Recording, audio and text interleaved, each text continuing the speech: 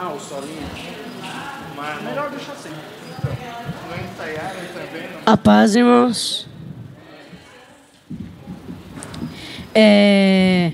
Gostaria de chamar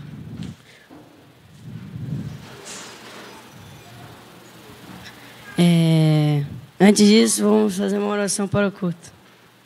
Senhor, meu Deus, obrigado por esse dia, Senhor. Obrigado por ter dado mais uma oportunidade de louvar o Teu nome. Agradecemos, Senhor, pela misericórdia que o Senhor nos deu, de podermos andar, de vir até, de o Senhor nos conceder até a igreja. Agradecemos a Ti, Senhor, porque o Senhor nos salvou. Amém. Gostaria de chamar o Emanuel, fazer uma participação.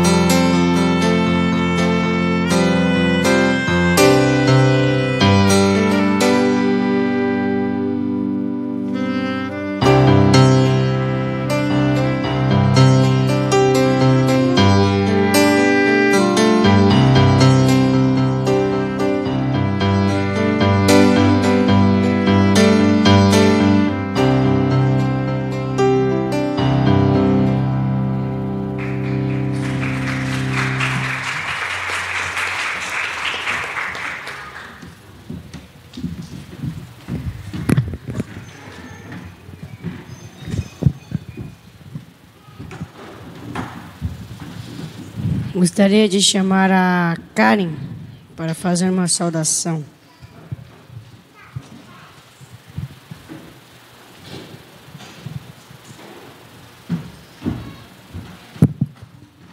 Graça e paz. Eu vou estar lendo um versículo que ninguém conhece, tá? João 3,16. E eu vou fazer uma saudação em cima dele.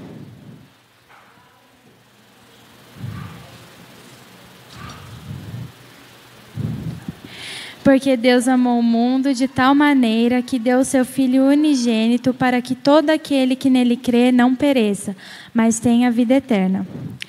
Quando fala porque Deus amou o mundo aqui significa todas as raças, povos, línguas e nações. Que Deus não faz acepção de pessoas. Deus ama o homem da cidade e o homem do campo. Deus ama o pobre e o rico. Deus ama o doutor e também o analfabeto. De tal maneira que deu o seu Filho unigênito. Aqui descreve mais uma vez o grande amor de Deus por nós. Porque Ele deu o seu Filho, mesmo nós sendo falhos, pecadores, depravados. Talvez por um justo, alguém até dê sua vida por essa pessoa. Mas Deus prova o amor dele quando Cristo morre por nós, sendo nós ainda pecadores, que está escrito em Romanos 5:8. Mas Deus mostrou o quanto nos ama. Cristo morreu por nós quando ainda vivíamos no pecado. Deus teve a misericórdia de amar um objeto de sua ira, ou seja, nós, pois Deus é irado com o pecado e nós vivíamos no pecado. E mesmo assim, Ele conseguiu nos amar. Esse é o grande amor de nosso Deus, que não nos deixou, não nos abandonou em nossos pecados, mas enviou seu Filho para nos justificar. E, enfim, para que todo aquele que nele crer não pereça, mas tenha vida eterna. Não há outra forma de sermos salvos a não ser crendo em Jesus. Não somos salvos por obras, nem por méritos nossos. É somente se crermos em Jesus. Jesus morreu para que tivéssemos vida eterna nele, mas somente aquele que crer. E, para finalizar, eu vou estar lendo alguns versículos, que é Romanos 8, do 1 ao 2. Agora já não existe nenhuma condenação para as pessoas que estão unidas com Cristo Jesus, pois a lei do Espírito de Deus, que nos trouxe vida por estarmos unidos com Cristo Jesus, livrou você da lei, do pecado e da morte. 1 João 4, 9 e 10. Foi assim que Deus mostrou o seu amor por nós. Ele mandou o seu único Filho ao mundo para que pudéssemos ter vida por meio dele. E o amor é isto: não fomos nós que amamos a Deus, mas foi Ele que nos amou e mandou o seu Filho para que por meio dele os nossos pecados fossem perdoados. E por último, 1 João 4:7. Queridos amigos, amemos uns aos outros, porque o amor vem de Deus. Quem ama é filho de Deus e conhece a Deus. Amém.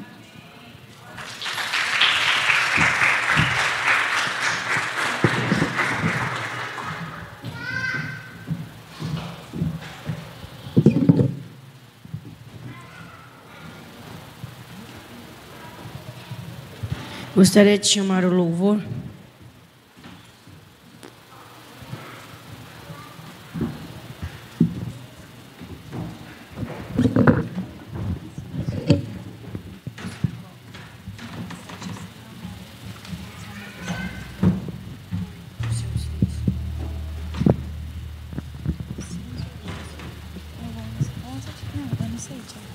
Som.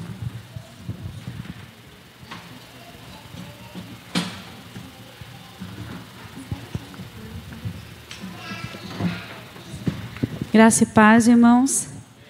Quero convidar os irmãos para se colocarem de pé, para nós juntos louvar o nome do Senhor nessa noite. Amém?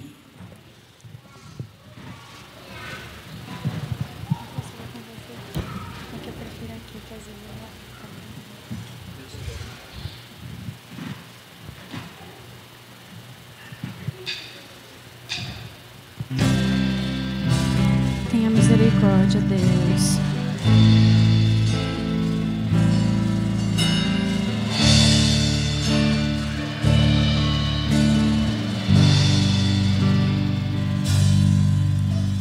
Ó Deus, tu és o meu Deus forte, a minha fortaleza, minha alma tem sede de ti, Senhor, com júbilo nos lábios, te louvo, ó meu Rei, debaixo de tuas asas encontro abrigo. Ó Deus, bem forte. Ó Deus, tu és o meu Deus forte, a minha fortaleza, minha alma tem sede de ti, Senhor, com júbilo nos lábios, te louvo, ó meu Rei, debaixo de tuas asas encontro abrigo. Te louvo e te bendigo, porque és bendito, ó Senhor. Glórias ao Deus eterno. Te louvo e te bendigo, porque sempre és comigo, ó Senhor. Glórias ao Deus eterno. Ó Deus, tu és o meu Deus forte, a minha fortaleza, minha alma tem sede. Temos sede, Senhor, de ti. De ti, Senhor, com júbilo nos lábios, te louvo, ó meu Rei, debaixo de tuas asas encontro abrigo. Te louvo e te bendigo, porque és bendito, ó Senhor. Glórias ao Deus eterno. Te louvo e te bendigo, porque sempre és comigo, ó Senhor. Glórias ao Deus eterno, eterno, ao Deus eterno. Glórias ao Deus eterno, eterno, ao Deus eterno. Glórias. Glória a Deus. Aleluia, Jesus.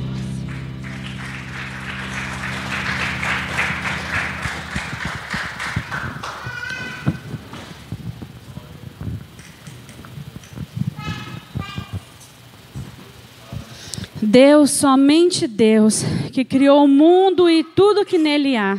E Ele tem o controle e governa todas as coisas. É assim que nós cremos, amém?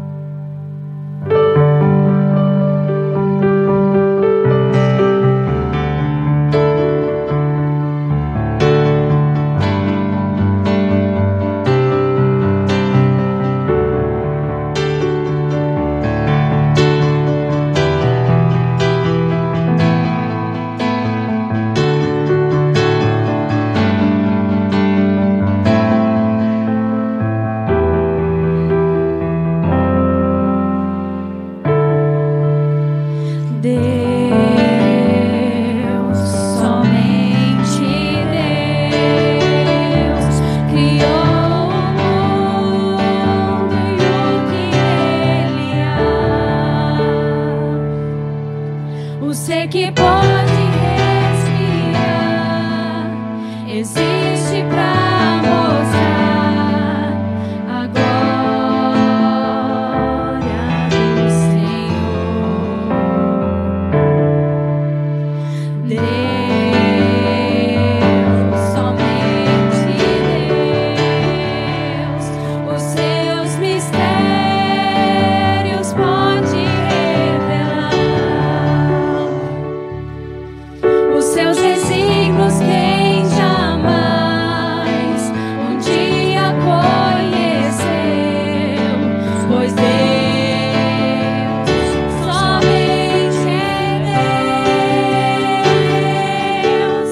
Deus, somente Deus, domina o trono do universo.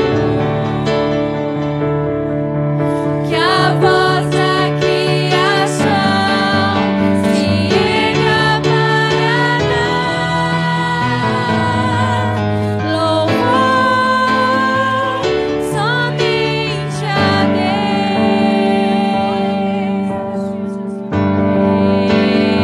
Deus, somente Deus, eternamente em nós há de inspirar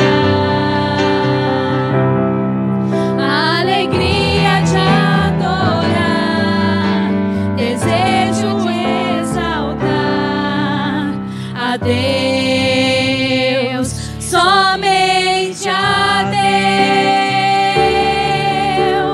Deus,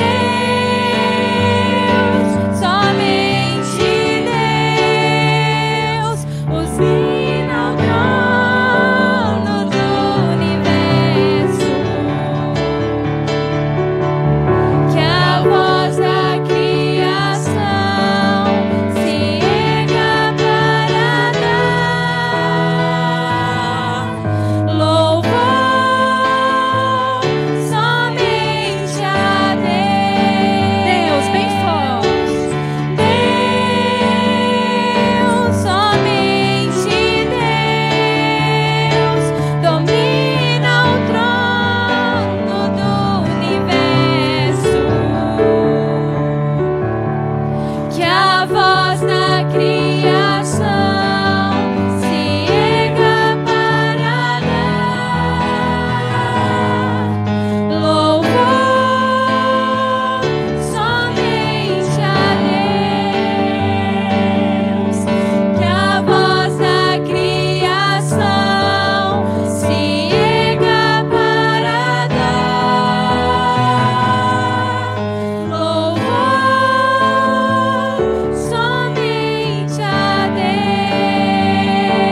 Deus.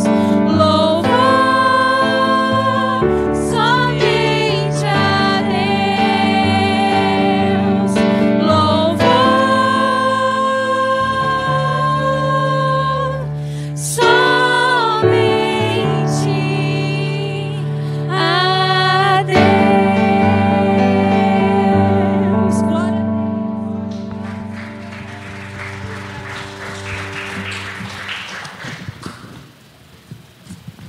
Vamos continuar louvando ao Senhor com o hino que fala: o Cordeiro que sofreu, foi traído pelos seus, tudo para nos resgatar. Amém?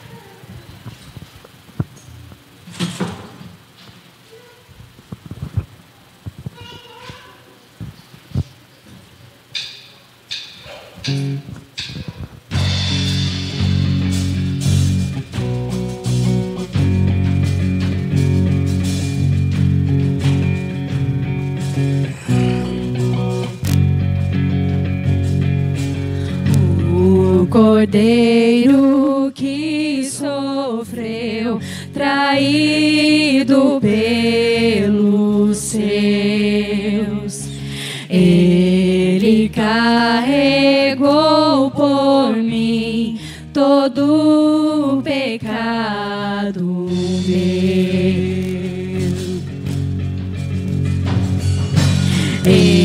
silêncio suportou açoite, escárnio e dor, e em obediência ao Pai na cruz se entregou.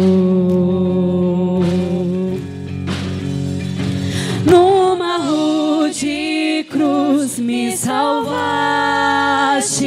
derramaste ali teu amor, minha alma cantará, aleluia, glória e honra a ti, Senhor.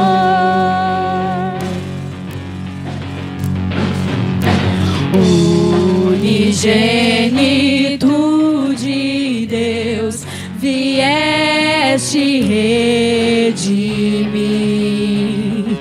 e perdoar a todo que se entregar a ti. Numa rude cruz me salvaste, derramaste ali teu amor, minha alma cantará, aleluia, glória e honra a ti, Senhor. E agora, como nós estamos? Tudo pago está, nada devo mais, pelo sangue que derramou na cruz. O pecado já não me prende mais. Quem Jesus livra, livre viverá. Tudo pago está, nada devo mais, pelo sangue que derramou na cruz. O pecado já não me prende mais. Quem Jesus livra, livre viverá. Numa rude cruz me salvaste, derramaste ali teu amor, minha alma cantará, aleluia, glória e honra a ti, Senhor.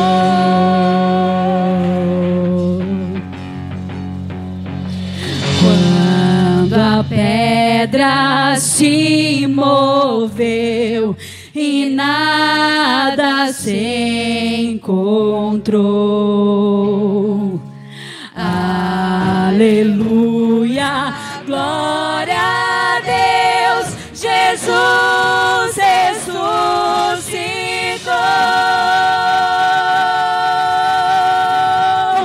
Numa rude cruz me salvaste, derramaste ali teu amor, minha alma cantará, aleluia, glória e honra a ti, Senhor.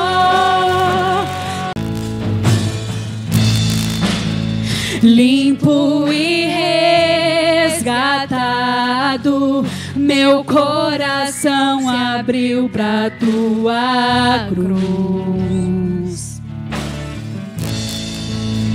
Não vivo mais pra mim mesmo, sou livre pra viver por ti, Jesus,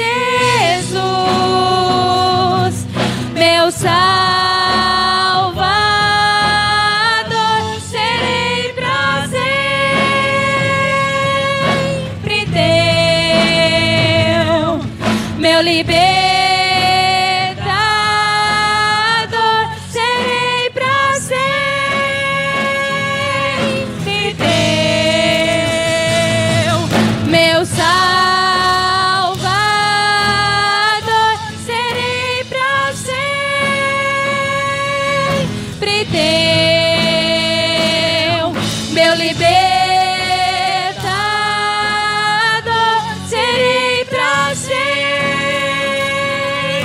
sempre teu, eu te amarei de todo o coração, eu te adorarei, levanto as minhas mãos, tudo entregarei, o sacrifício vivo, és o meu prazer, razão do meu viver, eu te amarei de todo o coração, eu te adorarei, levanto as minhas mãos, tudo entregarei, o sacrifício vivo, és o meu prazer, razão do meu viver,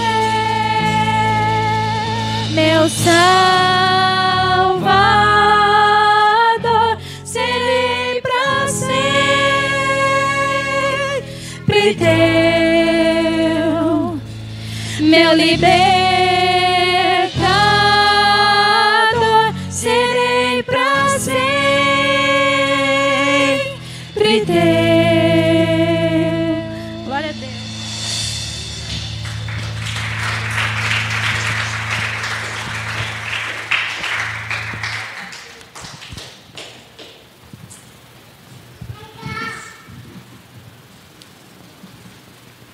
Vejam, é o Filho do Homem, Cordeiro de Deus, que tira o pecado do mundo. Glórias a Deus por isso.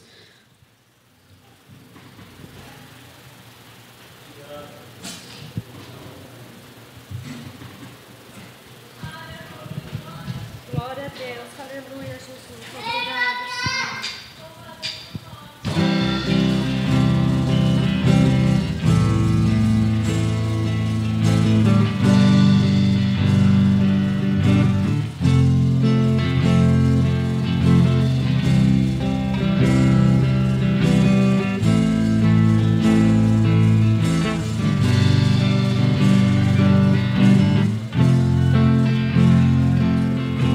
Princípio era aquele que a palavra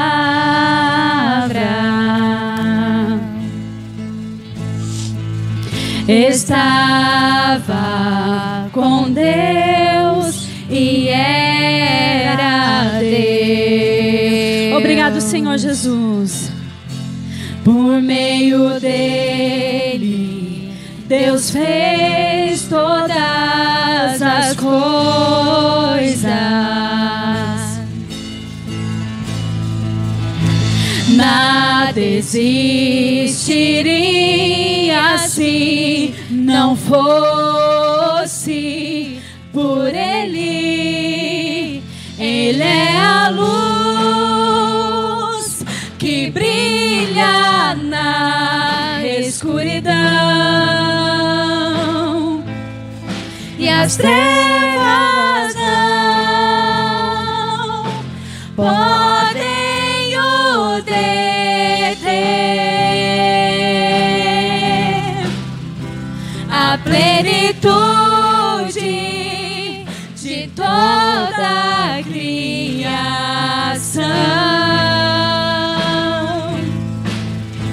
palavra eterna que se encarnou. Vejam,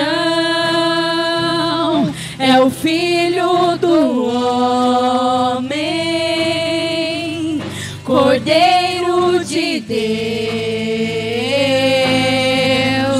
que tira o pecado do mundo. É o Filho de Deus, vestido de glória, graça e verdade.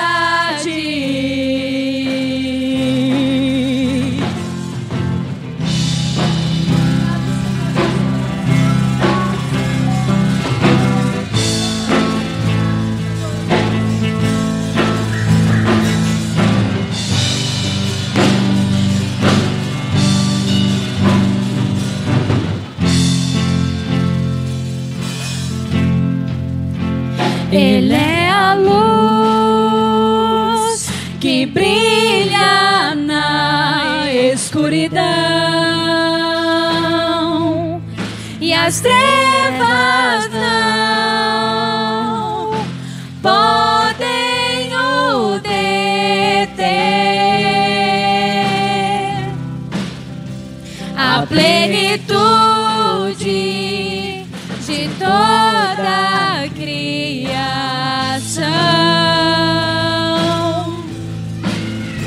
palavra eterna que se encarnou.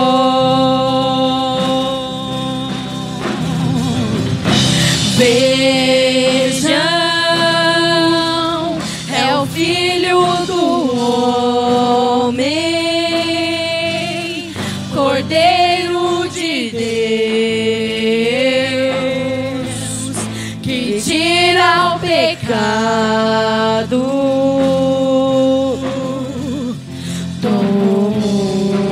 todo. É o Filho de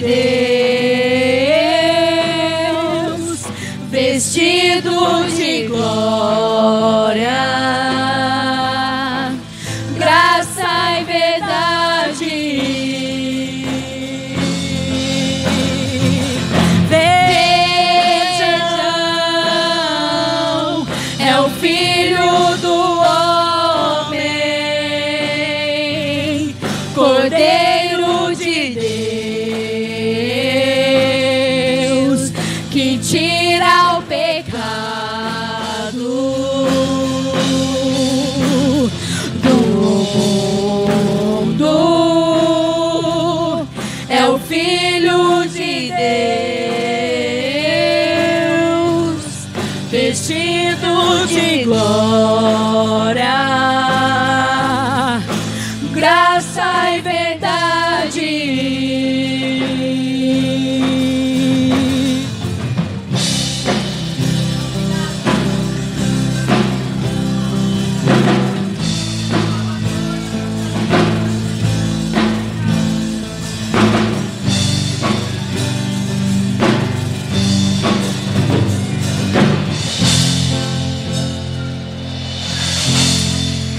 Glória a Deus, aleluia, Jesus.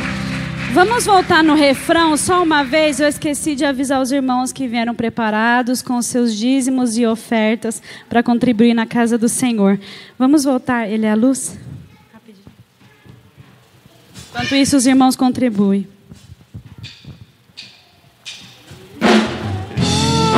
Luz que brilha na escuridão,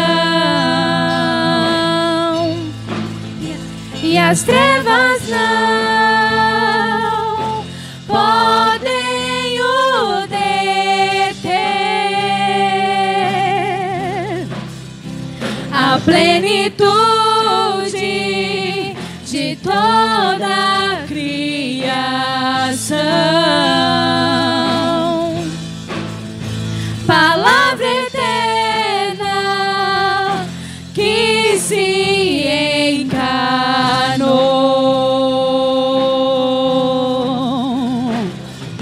Vejam,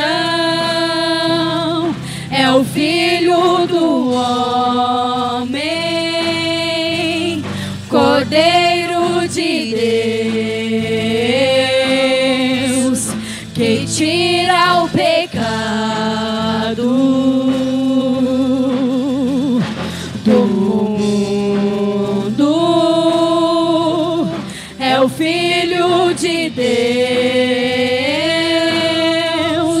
vestido de glória,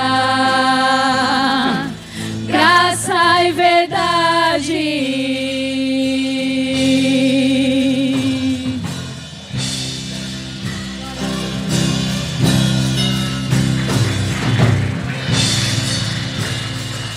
Amém, irmãos.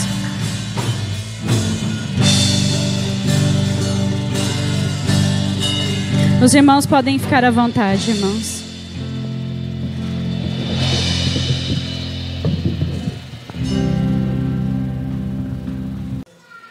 Já estou pedindo desculpa aqui para o Michel, para o Wesley. Quebrei um pouquinho o protocolo. Aí depois, qualquer coisa, o pastor Marcos puxa minha orelha no final do culto. Imaginei um culto de jovens. Imaginei uma coisa um pouquinho mais informal, tá bom? Então, depois aí a gente é corrigido. Eu quero compartilhar com vocês o texto no livro de Daniel. Profeta Daniel, capítulo 1. Nós vamos ler aí o capítulo 1 inteiro. É uma história conhecida, mas a palavra de Deus ela se renova toda manhã. Então, creio que não, por mais que seja conhecida, acho que ninguém se enjoou dela ainda. Daniel, Antigo Testamento, capítulo 1. Nós vamos ler aí do verso 1 ao 21.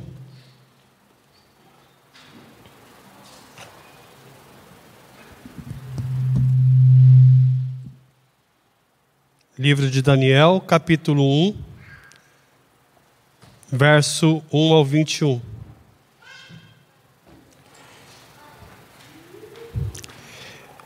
Vou estar fazendo a leitura, os irmãos me acompanhem. No ano 3º do reinado de Jeoaquim, rei de Judá, veio Nabucodonosor, rei da Babilônia, a Jerusalém e a sitiou. E o Senhor entregou nas suas mãos a Jeoaquim, rei de Judá, e uma parte dos utensílios da casa de Deus. E ele os levou para a terra de Sinar, para a casa do seu Deus, e pôs os utensílios na casa do tesouro do seu Deus. E disse o rei a Aspenaz, chefe dos eunucos, que trouxesse alguns dos filhos de Israel e da linhagem real e dos príncipes, jovens em quem não houvesse defeito algum, de boa aparência, e instruídos em toda sabedoria, e doutos em ciência e entendidos no conhecimento, e que tivessem habilidade para assistirem no palácio do rei, e que lhes ensinassem as letras e as línguas dos caldeus. E o rei lhes determinou da porção diária das iguarias do rei e do vinho que ele bebia, e que assim fossem mantidos por 3 anos, para que no fim desses pudessem estar diante do rei. E entre eles se achavam dos filhos de Judá, Daniel, Ananias, Misael e Azarias. E o chefe dos eunucos lhes pôs outros nomes, a saber, a Daniel pôs o de Beltesazar, e a Ananias o de Sadraque, e a Misael o de Mesaque, e a Azarias o de Abednego. E Daniel propôs no seu coração não se contaminar com a porção das iguarias do rei, nem com o vinho que ele bebia. Portanto, pediu ao chefe dos eunucos que lhe permitisse não se contaminar. Verso 9. Ora, Deus fez com que Daniel achasse graça e misericórdia diante do chefe dos eunucos. E disse o chefe dos eunucos a Daniel: tenho medo do meu senhor, o rei, que determinou a vossa comida e a vossa bebida. Pois por que veria ele os vossos rostos mais tristes do que os dos outros jovens da vossa idade? Assim, porias em perigo a minha cabeça para com o rei. Então disse Daniel ao despenseiro, a quem o chefe do eunuco havia constituído sobre Daniel, Ananias, Misael e Azarias: experimenta, peço-te os teus servos, 10 dias, e que nos deem legumes a comer e água a beber. Então se examinem diante de ti a nossa aparência e a aparência dos jovens que comem a porção das iguarias do rei, e conforme vires, procederás para com os teus servos. E ele consentiu isso e os experimentou 10 dias. E ao fim dos 10 dias, apareceram os seus semblantes melhores, e eles estavam mais gordos de carne do que todos os jovens que comiam as iguarias do rei. Assim o despenseiro tirou-lhes a porção das iguarias e o vinho de que deviam beber. Eles davam legumes.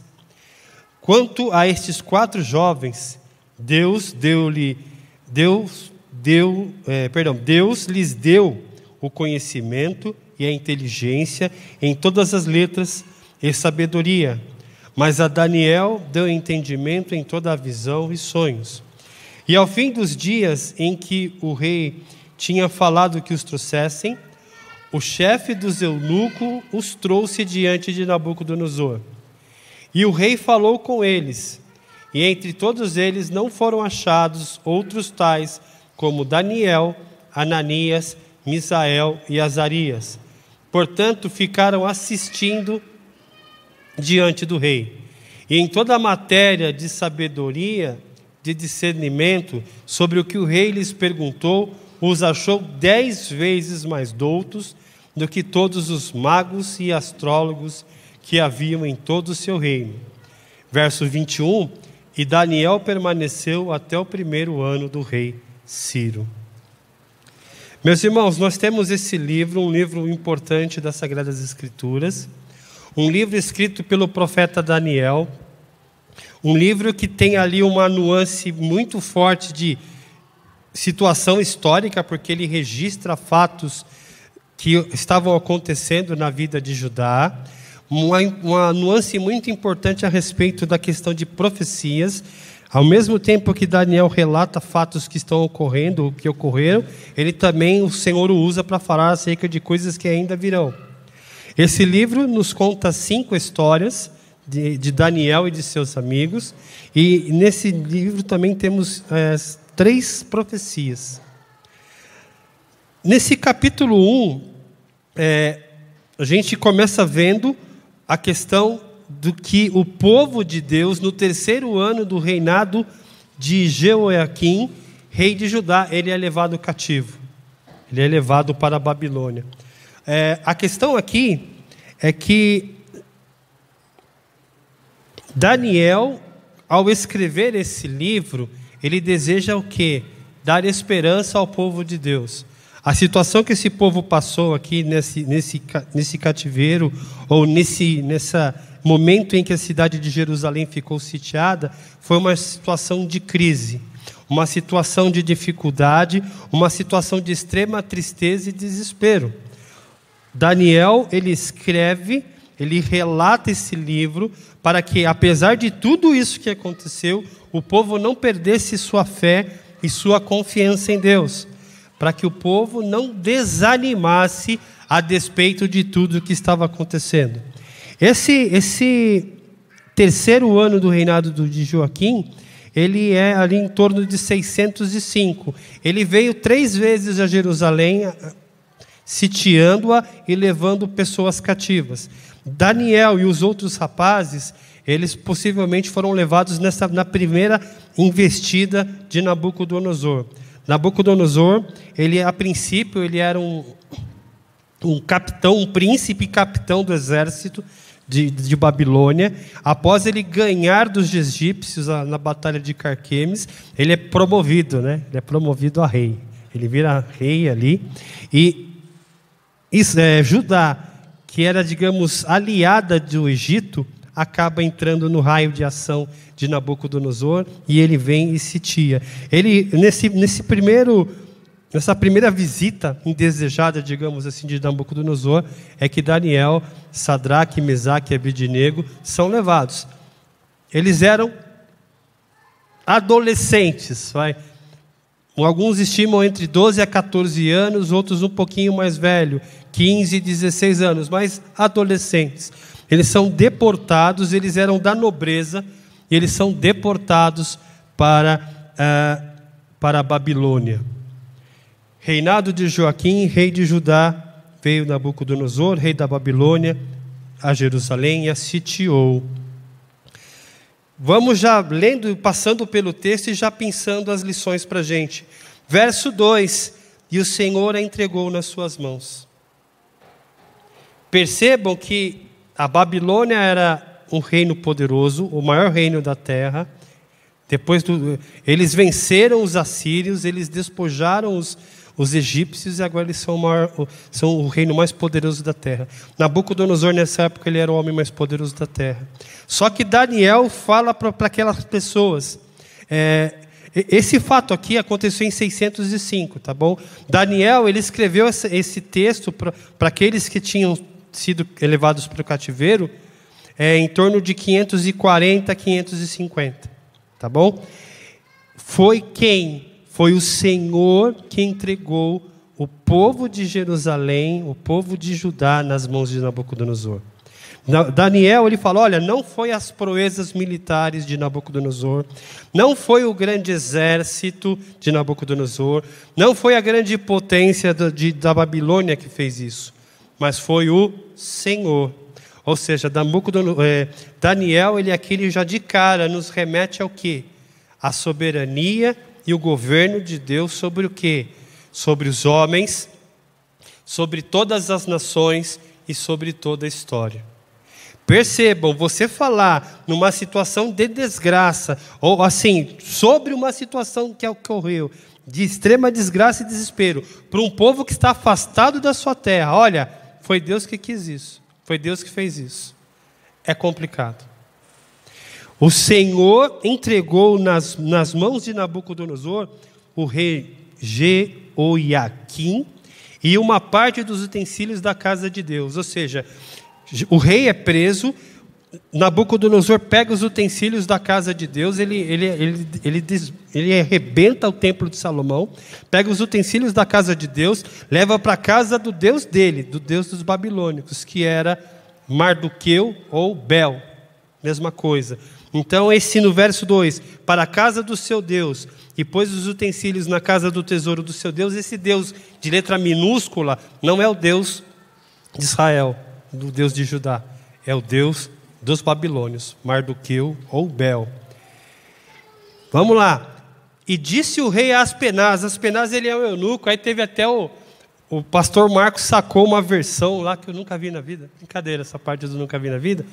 A gente lá no acampamento falou sobre a história de José, né? Quem estava no acampamento lá, eu tentei falar alguma coisa. E depois, Potifar, José foi para a casa de Potifar, aí o pastor Marcos apresentou uma versão, olha, Potifar ele era eunuco. Eu falei, rapaz, eu nunca vi isso, né? Aí a gente ficou até ali meio, né, confabulando, poxa, mas ele era líder da guarda, ele era militar, tal, como é que ele era eunuco? Aí, estudando um pouquinho para falar para vocês, eu acabei achando uma informação. Aí fica uma nota de rodapé para mim e para o pastor Marcos. Aí quem quiser ir na carona pode ficar à vontade. É que o eunuco não necessariamente precisava ser castrado. Os eunucos castrados eram aqueles que ficavam tomando conta do harém. Então esses eram realmente castrados. Mas havia eunucos que não eram castrados, que faziam funções administrativas, que faziam funções militares, e iam até mesmo muitas vezes à guerra ao lado de seus reis. Então esse eunuco Aspenaz aqui é só uma nota de rodapé aí para esclarecimento. Potifar lá no caso de José, ele era chefe da guarda do faraó do Egito. Mas voltemos para o texto. Disse o rei a Aspenaz, e aqui a gente vê a linhagem real de Daniel, Sadraque, Mesaque e Abednego. O rei fala para Aspenaz sobre que traga alguns filhos de Israel da linhagem real e dos príncipes.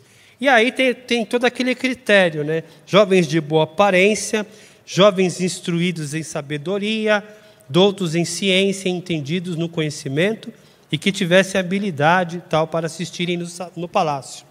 Finalzinho no verso 4, mais uma lição para a gente. E que lhes ensinassem as letras e a língua dos caldeus. Algumas versões aí está cultura dos caldeus. Língua dos caldeus, cultura e a língua dos caldeus. Meus irmãos, aqueles jovens, aqueles adolescentes, tipo a idade do Murilo, mais ou menos, tinham sido levados, arrancados de suas famílias, arrancados de sua nação, e tinham sido levados para uma outra terra. Os babilônicos, eles tinham um costume assim. Os assírios, quando eles dominavam o local, eles matavam todo mundo empilhava os corpos nas entradas das cidades. Então, quem passasse, os assírios estiveram aí. Os babilônios, eles eram diferentes. Eles destruíam a identidade nacional, eles destruíam o conceito de nação. Como? Eles tiravam as melhores figuras da nação dominada, levavam para suas terras, e ali faziam meio que, digamos, uma lavagem cerebral nesses jovens, nesses adolescentes, de forma que a cultura, a identidade, a língua, os costumes, a religiosidade deles, com o passar do tempo, fossem morrendo. Então é o que Nabucodonosor faz, quando ele fala aqui no final do verso 4, e que lhe ensinassem as letras e a língua dos caldeus. Qual que é o problema aqui? Qual lição que a gente tira disso, assim de cara? O que é a cultura dos caldeus? Os caldeus, eles eram bons matemáticos, astrólogos, matemáticos, astrólogos, eles dominavam a arte do vidro, eles eram poetas, eles tinham muitas divindades, eles gostavam muito de coisas ligadas à magia, a encantamentos e a agouros. Então, tudo para eles misturava, e isso era a cultura deles.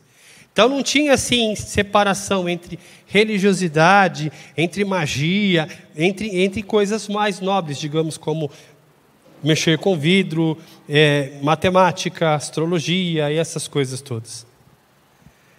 Então, Daniel, Sadraque, Mesaque e Abednego, eles foram para lá e de cara eles foram levados para aprender essas coisas.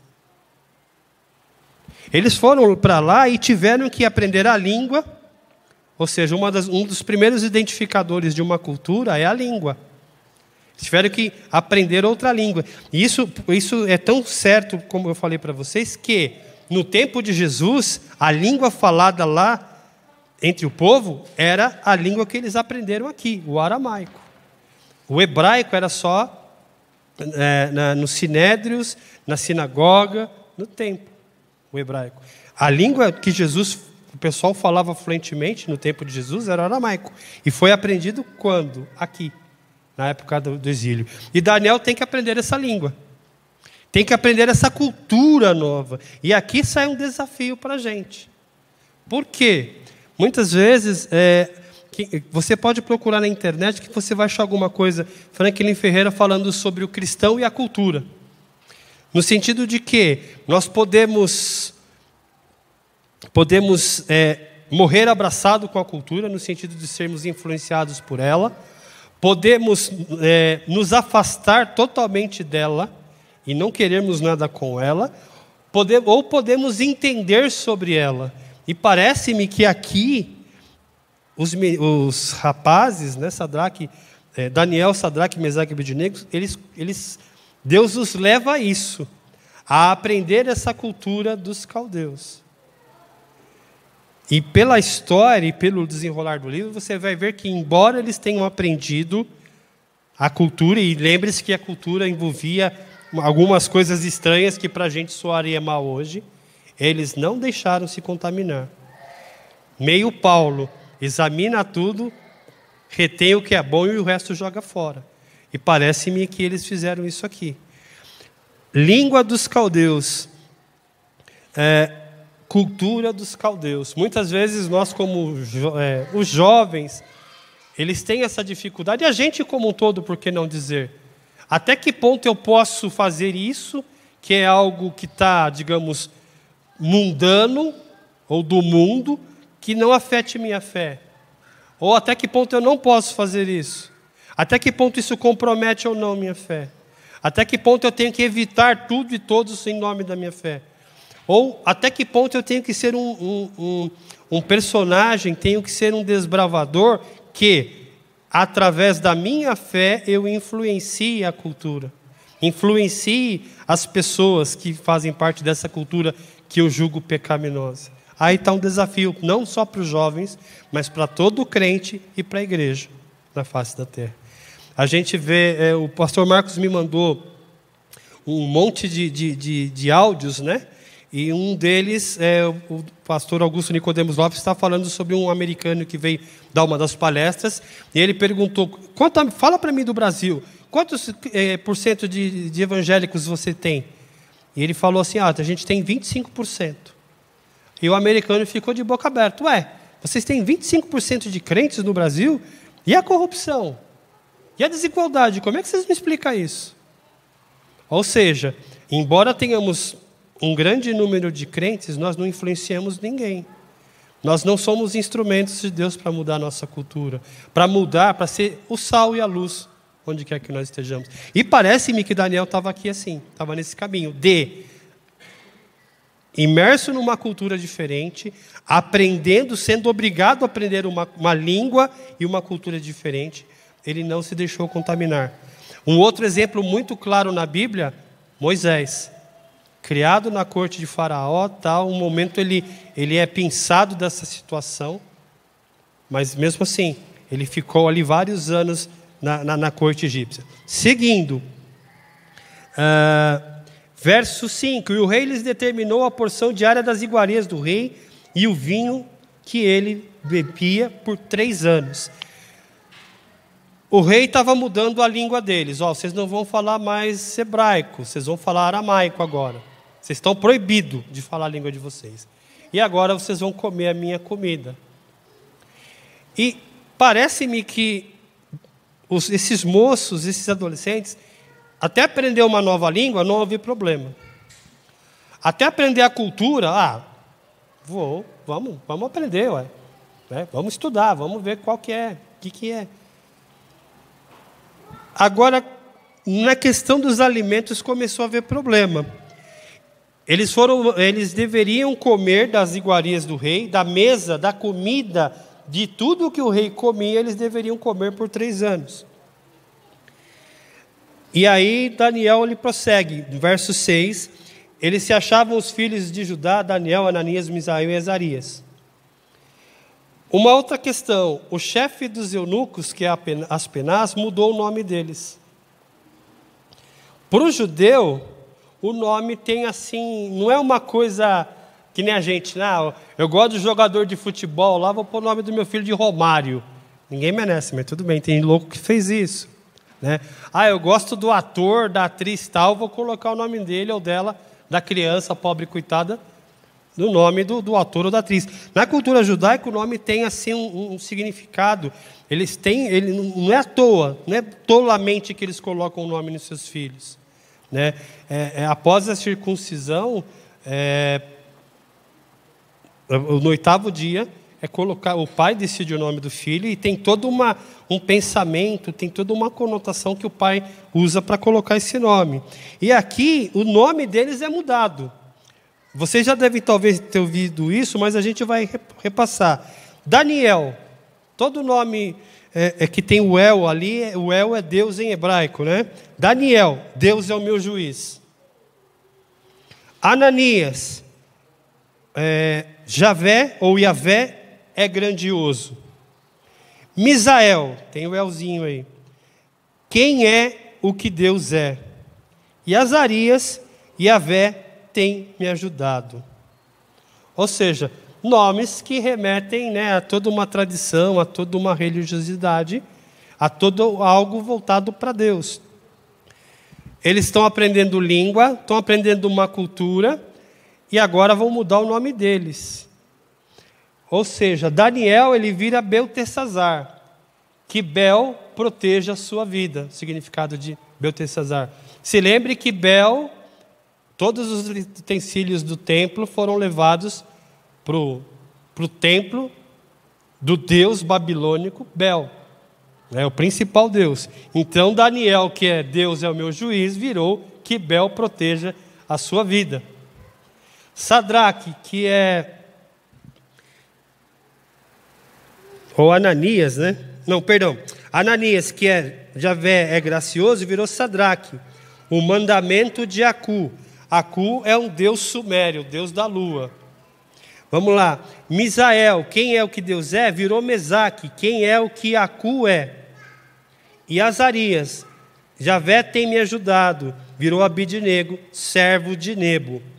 Ou seja, vocês percebem que mudaram o nome deles de forma a que houvesse um desligamento de tudo aquilo que eles acreditavam, da herança familiar deles, de tudo aquilo que apontava o nome deles em relação a Deus, e colocaram as divindades babilônicas como referência nos nomes deles.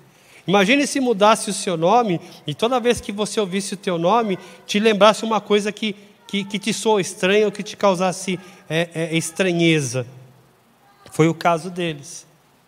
E aqui, de novo, o nome tem aquela questão de meio da essência da pessoa, meio do que ela é. Aspenar sobre a orientação de Nabucodonosor, ou cumprindo a ordem deles, muda o nome, muda a essência. Nos nossos dias, temos inúmeras tendências, inúmeras ordens claras e não tão claras assim, que querem mudar a nossa essência, que querem apontar para onde a gente deve ir. E não necessariamente são os lugares ou as direções para onde Deus quer que nós estejamos indo. Deus é o meu juiz, que Bel proteja a sua vida. Muitas vezes nós somos, não mudam o nosso nome, mas querem mudar nossa essência, querem mudar a nossa cabeça, querem colocar um outro Senhor no lugar do verdadeiro e único Senhor na nossa vida. Até que ponto nós temos nos prostrado ou não? Fica aí a pergunta. E aí, vejam só, mudaram a língua, mudaram os nomes. E até aí, a gente não vê Daniel e não vê os moços reclamando, né? Ele, inclusive, no finalzinho aqui do capítulo 1, verso 19, Daniel escrevendo para os seus conterrâneos em exílio, ele não usa os nomes babilônicos, ele usa os nomes deles mesmo. Então, ele assim, dane-se do que vocês me chamam, não me interessa. Eu continuo sendo Daniel, não sou o Beltesazar, tá bom? Se você me chamar, vou obedecer, mas para mim não interessa. Para mim, eu sou Daniel ainda. Vamos seguir o texto. Tem aí o verso 7 e 8, verso 6 e 7, a mudança dos nomes.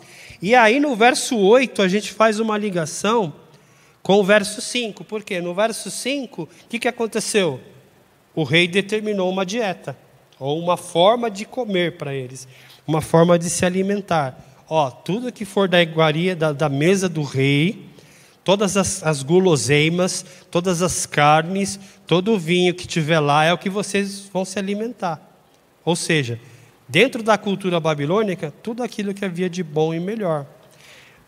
No verso 8, e Daniel propôs no seu coração não se contaminar. Qual que é o problema da comida? Não existe, dentro do contexto lá dos judeus, tá bom? Antigo Testamento, um judeu piedoso ele era reconhecido por seguir as festas, né, as festas religiosas, por ser circuncidado e por guardar as dietas, as formas de comer. Circuncisão, sábado, guarda de festas e formas de comer. Então, um judeu piedoso ele era reconhecido por causa disso.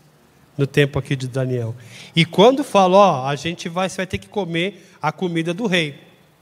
Daniel, aqui tem problema. E aqui algumas pessoas dizem, comentários, essas coisas, falam, qual que era o problema de comer a comida do rei? Primeiro, porque talvez tivessem sido oferecidas aos deuses, consagradas aos deuses. Aí tem uma questão que a gente pode puxar lá do Novo Testamento, Paulo falando aos Coríntios, mas deixa isso para lá. Segundo, talvez a forma de preparar essas comidas, ou os tipos de comidas que tivessem na mesa do rei, fossem contra aquilo que eles haviam aprendido como religião. E em terceiro, na cultura oriental, toda vez que você se reunia para comer com alguém, você criava um vínculo, se fosse entre iguais, um vínculo de amizade. Se fosse com o rei, um vínculo de autoridade dele sobre você. Então, muitos veem que talvez Daniel não estivesse querendo se vincular ao rei. Mas aí tinha essas três questões. Religião, questão do oferecimento a deuses, a questão de sacrifícios, né? A questão do preparo em pureza, de repente uma carne de porco lá, uma bisteca frita lá, ele não poderia comer, porque isso é contra a lei judaica. Ou então uma certa questão de não se colocar assim tão debaixo da ordem de Nabucodonosor. Vamos puxar uma coisa aqui. Você percebe que Daniel, no verso 2, ele fala que o Senhor entregou nas mãos de Nabucodonosor a Judá. Soberania de Deus. Deus fez isso. Só que aqui Daniel, ele propõe em seu coração: opa, a comida do rei tem problema. Então o que eu vou fazer? Eu vou pedir para Aspenaz para que eu fique isento dessa comida. Nesse texto a gente vê o agir soberano de Deus, mas por outro lado a gente vê, digamos, uma livre agência que Deus dá ao homem, no sentido do que Daniel sabia o que era certo a fazer, e ele fez. Então muitas vezes a gente vê essa questão da soberania de Deus, pensa, puxa, eu sou um robô, eu não faço nada, Deus faz tudo, Ele me controla. Mas aqui a gente vê que Daniel, ele toma a iniciativa de fazer o que é certo. E Deus o abençoa por causa disso. Ou seja, o que Daniel fez acaba se coadunando com o plano maior de Deus. E aí continua, olha só. Verso 9, Deus fez o quê? Com que Daniel achasse graça e misericórdia diante do eunuco. E aí prossegue, né, o eunuco, verso 10 e 11, fala: estou com medo, isso é muito arriscado, porque se o rei perceber que você está meio magrinho, meio pálido, né, fizer examinar aqui debaixo dos seus olhos e estiver branco, quem vai perder o pescoço sou eu. E Daniel, ele vai procurar o copeiro, ou dispenseiro do rei, e olha, faz o seguinte: experimenta a gente 10 dias. Depois de 10 dias, faz o exame de sangue, vê se a gente está anêmico, vê como é que a gente está. E depois de 10 dias, eles perceberam que os moços estavam muito bem. Conclusão: tá bom, vocês vão ficar 3 anos comendo somente água e vegetais. E aqui, se você sempre ouviu a sua mãe dizer que é bom comer vegetal, ela tem razão. A Bíblia diz, é bom comer vegetal. Está falando aí que Daniel, Sadraque, Mesaque e Abednego, depois de 3 anos de comer vegetal, cenoura, beterraba, brócolis, eles se encontraram bem diante do rei. Está aí uma interpretação meio torta aí, mas esquece essa parte.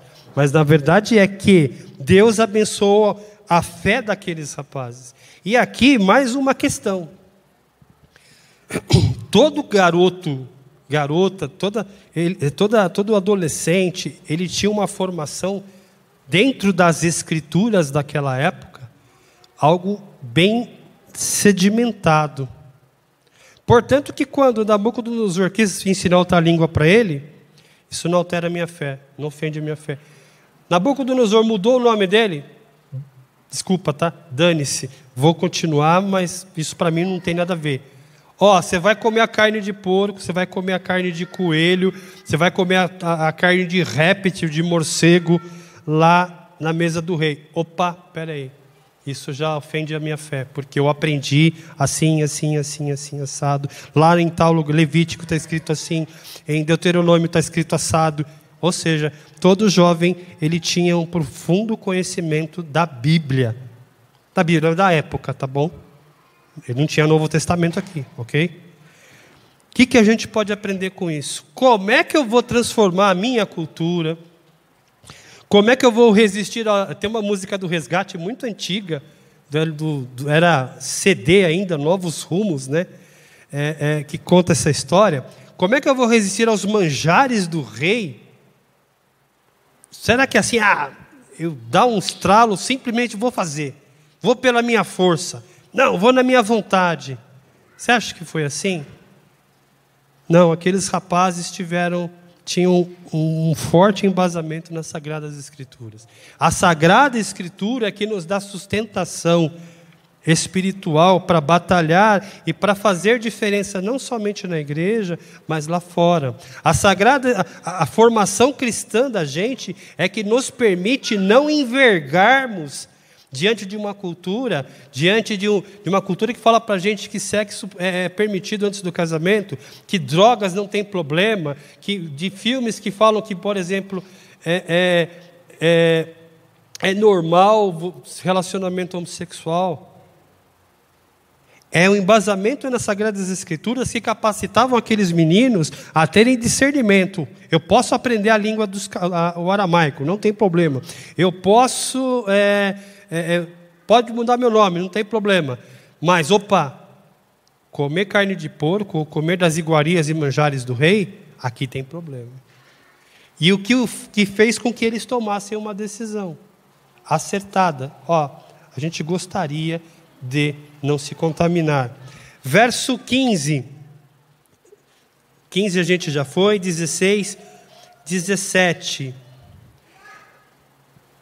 Em situações de desespero, de crise, Daniel nos remete a essa questão de reconhecermos o controle de Deus em tudo, aquilo que estiver nas nossas mãos, não que ajudemos a Deus, mas aquilo que a gente puder fazer e que a gente sabe que é certo, que está dentro da palavra, a gente fazer.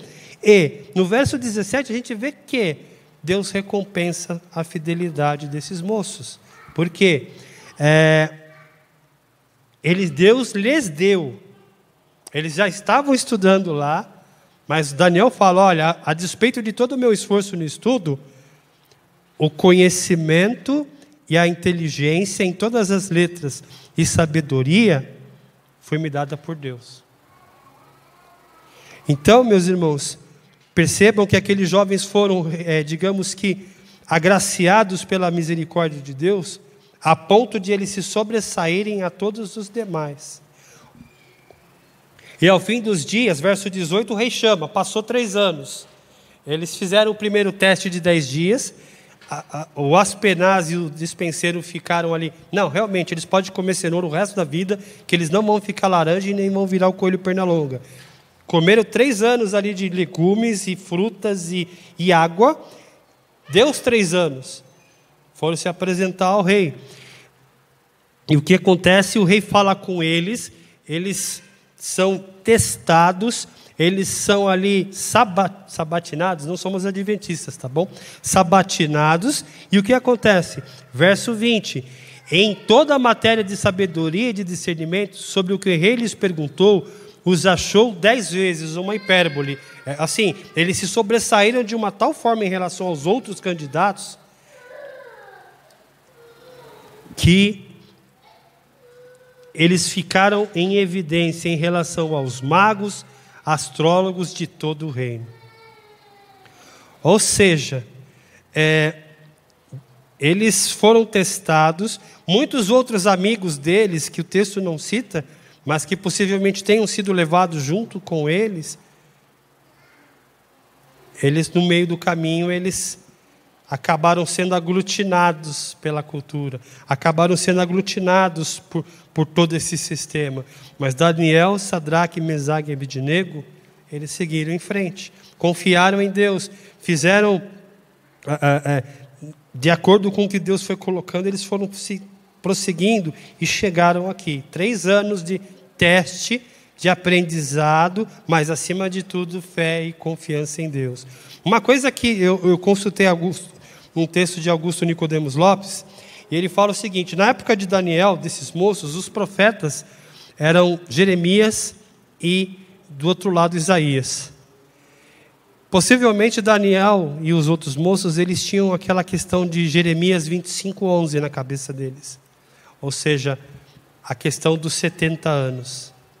Ou seja, eles tinham esperança de que tudo isso ia terminar. Ou seja, eles tinham a confiança de que 3 anos, 10 anos, isso ia terminar. Portanto, que no verso 21, e Daniel permaneceu até o 1º ano do rei Ciro.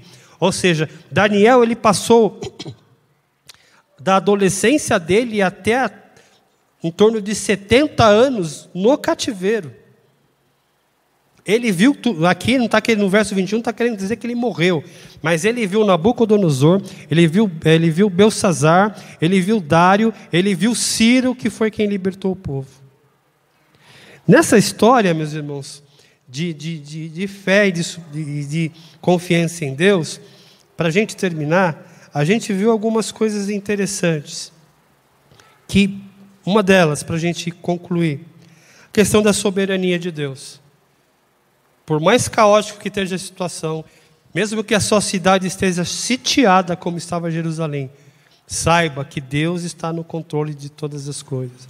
E até mesmo independente de um aparente ou de um grande mal que a gente possa estar vendo, presenciando e até vivenciando, no contexto da obra toda, Deus está no controle. E o que é mal hoje pode resultar em bênção amanhã. Por que o povo chegou nesse ponto? Todo mundo sabe que é pelo pecado, ok? Eu nem entrei nisso aí. Um remédio amargo, profetizado, falado e pregado por N profetas, chegou nesse ponto. Deus está no controle de todas as coisas. Desde a graminha que nasce ao fio de cabelo que eu não tenho mais, que já caiu, até as nações, até o desenvolvimento todo da história. Outra ideia a história de Daniel, desses moços, desses adolescentes, nos levam a duas ideias. Primeiro, a fidelidade a Deus nos tempos de crise. Quando a coisa está boa, nós somos fiéis, somos amigos de Deus. Mas quando a coisa entorta, a primeira coisa que a gente faz é querer chutar Deus. A querer desistir, a se desesperar, a chorar, a arrancar os cabelos. Mas esses meninos nos ensinam a despeito da circunstância, sermos fiéis a Deus. Confiarmos em Deus. Termos a fidelidade de Deus, em Deus, nos tempos de crise. Em meio ao mundo que vira e mexe te bombardeia com mensagens, seja fiel a Deus. Confie em Deus. A segunda questão dentro disso é que, em tempos de crise, precisamos ter esperança. E é o que eu acredito que era uma das molas que movimentavam esses rapazes. Eles conheciam a Sagrada Escritura. Eles conheciam, apesar de serem novos, eles conheciam Deus a quem eles serviam. Eles amavam a Deus e isso os dava a esperança de que, por mais negro que esteja, estou aqui comendo cebola, brócolis e cenoura todo dia, estou aprendendo uma língua assim, diferente, estranha, estou aprendendo umas matérias aqui na faculdade muito complicadas, mas eu tenho esperança de que Deus está no controle de tudo. Outra coisa, a questão de nós vivermos em uma cultura diferente. Eles nos dão aí o exemplo de como nos relacionarmos com o mundo. Vivendo no mundo, mas não sendo dele. Já João nos fala isso, né? Somos desse mundo, vivemos nesse mundo, mas não somos desse mundo. Vivendo nesse mundo, mas não sendo moldados por ele. Romanos 2. Mas sim, moldando a ele. Fazendo de tudo para ganhar alguns para Cristo. Esse é um dos outros desafios que esses meninos nos dão. Daniel viveu mais de 70 anos ali dentro daquela cultura estranha, se sobressaiu, virou ali o segundo em comando depois do rei, ele virou o governador dos governadores, né, dos sátrapas de todas as províncias da Babilônia, e mesmo assim ele não se curvou a Deus, né, na questão das orações. Daniel 5. Nós aprendemos também que é possível dizer não.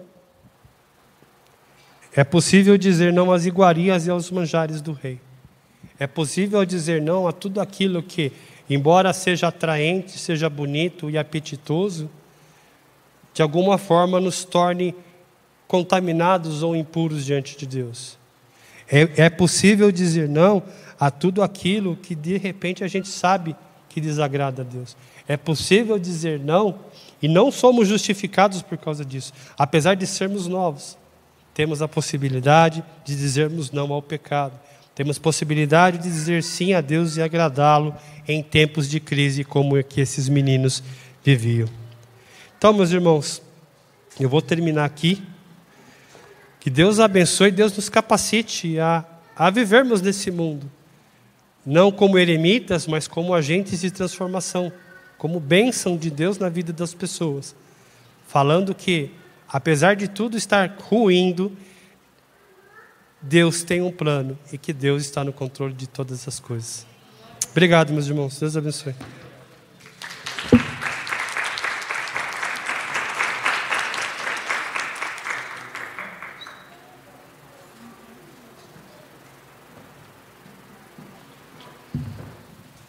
Graça e paz, irmãos. Maravilha, né? 21 horas. Em ponto. Eu não conseguiria fazer isso. E falou, precisava, né? Graças a Deus. Que Deus abençoe. Muito boa palavra. Deus abençoe todos os jovens que idealizaram este culto. Deus continue abençoando. Soberania de Deus. Este é um dos assuntos de que muitas vezes nós lutamos, porque é um Deus que controla todas as coisas, mas todas as coisas mesmo. Mas quase todas, não todas, soberania. É um Deus que está sobre todas as coisas, né? Não aqui, mas em São Paulo, vou falar amanhã um pouquinho de soberania. E estava estudando exatamente soberania, então me arremeteu essa mensagem muito clara na minha mente. Soberania. De que os discípulos estão diante do Senhor Jesus e Ele diz assim para eles: olha, vocês serão perseguidos. Enquanto eu estou com vocês, eu os poupei. Mas vocês serão perseguidos, serão expulsos das sinagogas e vão matar vocês, os religiosos, e vão dizer que fizeram isso em nome de Deus. Mas eu estou avisando vocês agora, para que quando acontecer, vocês saibam que vocês estavam avisados. Ele não estava falando que eles não iam morrer por perseguição, e assim. E quando passasse pelo sofrimento, eles pudessem saber que Deus estava no controle de todas as coisas. De que Deus sabia. Então, Daniel viveu a vida toda, né, pastor?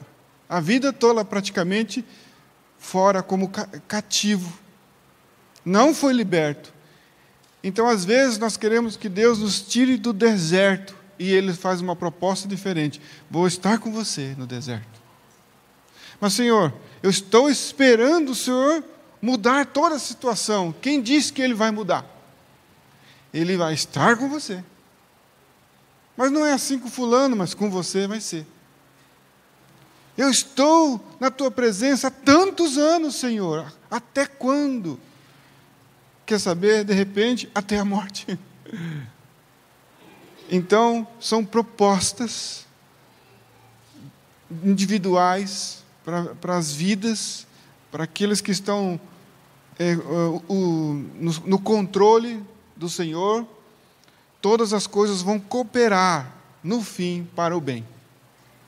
Então, mesmo que isso possa custar a nossa saúde, a nossa tranquilidade, mesmo que isso possa custar até mesmo a nossa própria vida, no final vai dar tudo certo. Né? Então, até faz-me lembrar, o pastor falou muito sobre Augusto Nicodemos Lopes, ele diz: se eu fosse inventar uma religião, eu não inventaria o cristianismo. Porque parece ser pessimista. Afasta os adeptos. Mas essa é a palavra de Deus. Esta é a verdade. Por favor, coloque-se de pé. Deus abençoe, pastor. Muito obrigado. Vamos orar. Pai, te damos graças, Senhor, nesta noite, por esta oportunidade de podermos ouvir a exposição das Escrituras Sagradas, a Tua palavra. Nos ajude, Senhor, a guardar no nosso coração esses textos, esses versículos do livro de Daniel, para que possamos, ó Deus, aplicar em nossas vidas para honrar, glorificar o Teu santo e precioso nome. Nos rendemos a Ti, nos recolhemos em nossa insignificância e Te exaltamos, ó Deus soberano. Glorificado e exaltado seja o Teu santo e precioso nome. Nos ajude, Senhor, a guardar no nosso coração as explicações da Tua palavra através do Teu servo, para que o Teu nome seja honrado, Senhor, em nossas vidas, para que o Teu nome seja glorificado, ó Pai. Te amamos e pedimos, ó Pai, nos ajude a guardar em nossas vidas os ensinamentos de Tua palavra. Recebe, Senhor, o culto que prestamos aqui nesta noite, os louvores que foram entoados a Ti, para honrar e glorificar o Teu santo nome. Como nos instrui em Tua palavra, que quando nos ajuntarmos, deveríamos fazer desta maneira, cantar, louvar ao Senhor com cânticos espirituais. Pai, muito obrigado. Graças Te damos pela vida de cada um, por cada família aqui representada. Conduz a cada um para os seus lares, Senhor. Instrua-os no temor da Tua palavra, que possam viver para honrar o Teu santo e precioso nome, que possam estar satisfeitos e plenos, Senhor, em Ti, somente em Ti, ó Pai, que ao chegar em Tua presença, nós possamos nos satisfazer totalmente com Tua presença, que não venhamos procurar nada mais além de Tua presença, porque se o Senhor é o nosso pastor, o Senhor é o tudo que precisamos. Obrigado, Senhor, nos livra do mal, não nos deixe cair em tentação, conduza nossas vidas segundo a Tua vontade e Teu querer, te pedimos em nome de Jesus. Com o amor de Deus Pai, a graça do nosso Senhor e Salvador Jesus Cristo e a comunhão do Espírito Santo seja com todos, hoje, amanhã e sempre. Amém? Deus abençoe, irmãos.